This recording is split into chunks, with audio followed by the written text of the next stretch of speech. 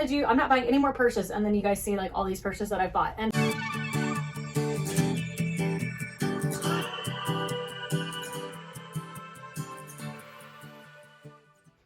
hey guys, welcome back. I have just forgotten to film.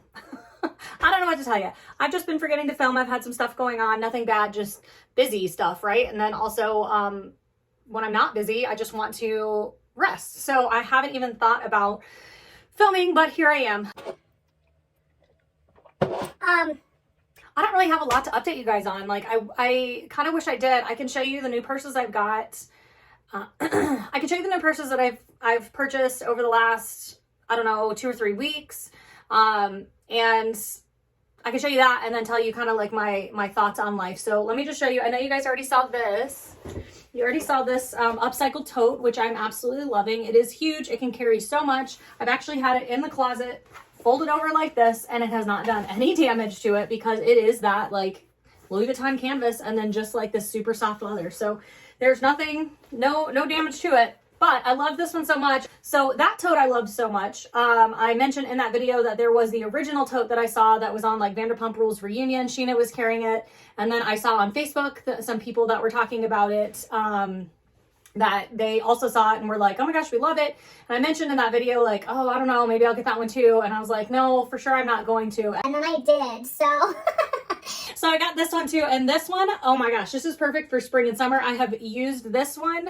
As soon as I got this one, I swapped out of that one because to me that's a little bit more like fallish looking, and this one is a little bit more like spring summertime, and it's just been so much fun to carry. I get compliments on it all the time. People love it. It's so unique. It's just so neat, and it's just the full canvas pieces, and I really love that the handles are each of the canvas pieces that are on the bag as well. So you've got the damier, you've got the large print in both the colors, and you've got the damier and the you've got the ebene and the azure damier prints. And so it's, to me, it's like everything about Louis that I love. I don't necessarily like want these huge prints, but it's okay for me on this because it's like upcycled. So it's not like Louis Vuitton, like original, if you know what I mean.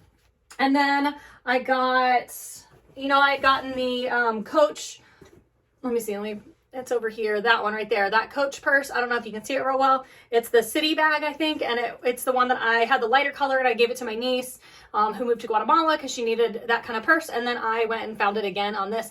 And this one, to me, like, the other one, like, this is super soft and squishy. It's vintage, but this, whoever had this, like, I don't think used it at all because it is, I don't know, it almost feels like it has a different feel, but it's that light, like camel color brown that I really love. And I really like that dark one. So again, you've got kind of like spring, summer, and then you've got kind of more of a darker fall brown. I have an organizer on the way. I purchased on Amazon, I purchased like a Chanel, maybe it's a Chanel Jumbo or a Chanel Large, whatever, organizer that's in that one. And so then I purchased another one to go in here so that these can stay a little bit more structured. But I love this. I had to like squish it in there just a tiny bit on one side. The one side kind of pooches into that purse. And so it'll be the same for this, but it worked because it gave it a little more structure. Let me show you. But it works because it gives it more structure. So this brown and this brown now, I have both of these. I just love this purse. It's so quiet because there's no branding on it whatsoever. Not even the lock is like a C turn lock or anything. It's just quiet. They both came with their like little key tags, but I don't ever keep those on there because they really just get on my nerves and get in my way. So those are there. And then I don't know if you noticed this in the background. I actually forgot that I got this. I found it on eBay from Japan, and it is the Epi leather Noe bag. And I like it because it is that quiet. It does say LV there on the corner, but it's so quiet. Like you really wouldn't know. And then the corners, there's a little bit of wear on the corners, but nothing terrible. I started buying things on eBay to resell on like Poshmark and Mercari. Unfortunately, people are just not spending money on that right now. And that's okay because I purchased this one and I purchased it and was like, I kind of want to keep it. I also got an Epi St. Cloud in the GM size. And that one I sold to Fashion File because I listed it up and just, I was not getting the hits on it that I wanted to. I also list some of it on eBay, but I'll put both of my like Mercari and Poshmark down below so you can see that. I sold my Speedy B25 and Damier Ben.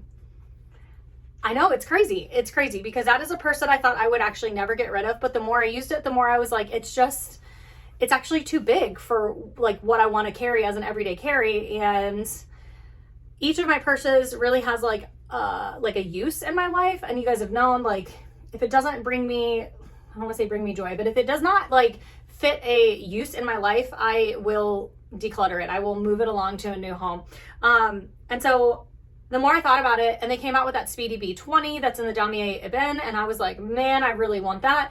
And I was like, that's silly to sell the 25 to get the 20 when I don't even reach for that. And truly, purses that are that expensive anymore are just bringing me like anxiety to carry. I know some of you guys understand that. I know some of you guys don't, and that's okay. It's my own personal thing that I've gone through. I also really felt like I needed to let go of all of those purses to remind myself to relearn that my worth is not in these things. It's not in purses that I carry, in the brand name that I carry. It's not in anything except the Lord, right? So I just needed to do that for myself. It was my own like journey I needed to go through. Letting it go was, it was hard, but also like very freeing. So it was hard, but freeing. And I'm super glad I did it.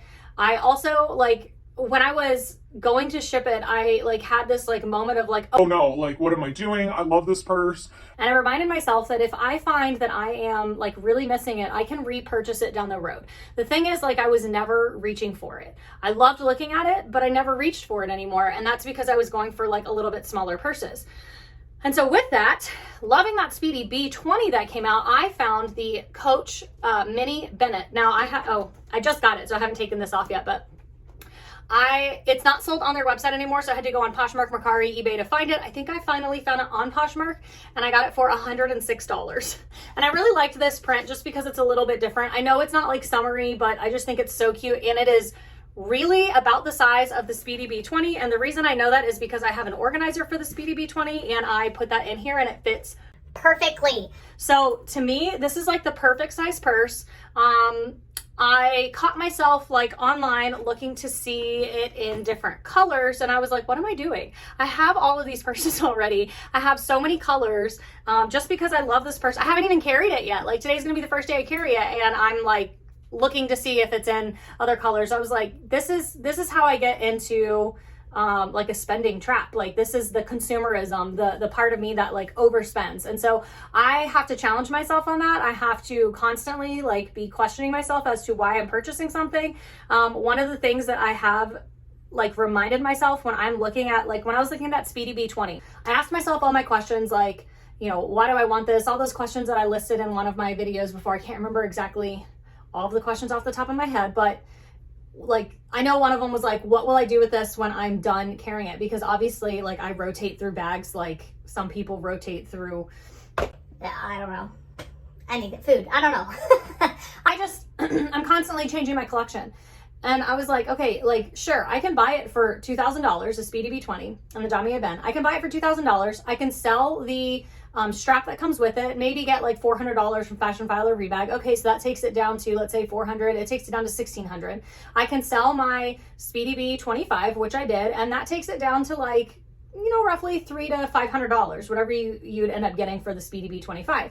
And so it's like, oh, okay, $300 to $500 for that purse is like doable. I mean, I spent that on like this tote, spent about $500 on that tote.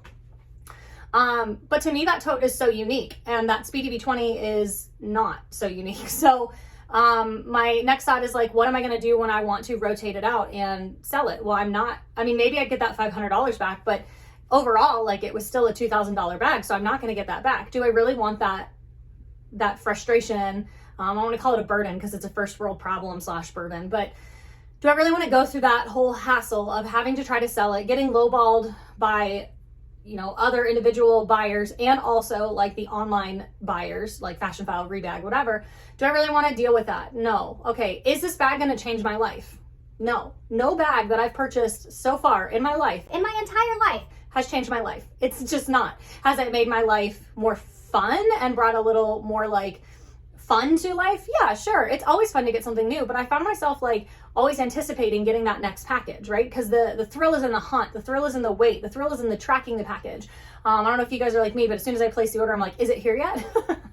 And it's not. So to me, like, buying these thousands of dollars purse just doesn't make sense in my life right now. I'm not going to say never again, but it just doesn't work for me right now. So this is fun because I got it for $106 on Poshmark, and as soon as I'm done with it, I can sell it. Even if I sell it for $50, $75, $100, whatever I sell it for, like, I'm not going to feel that hit in my gut like I would a thousands of dollar purse, you know? So there's just been a lot shifting. And with all of that said, I'm really thinking about doing a no to low buy August. I do enjoy challenging myself to these things. And so now I'm at this point where I think that August 1st is coming up. Today is the 21st, I think. So I've got like a week and a half or so, and that's coming up really quick. And I'm thinking that for the month of August, like minimum, I'm just going to challenge myself to a low no buy challenge. What those like parameters around that will look like, I'm not 100% sure, but I have a good idea, and I'll share those in another video as we get closer to August as to like what I want that to look like.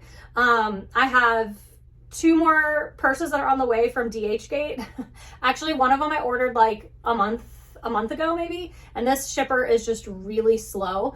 And then the other one I ordered maybe last week, and it's already on the way, and this shipper ships fast because it's the one that I bought that Chanel from. I bought a Chanel that's a little bit bigger and in black, so now I'll have those 2.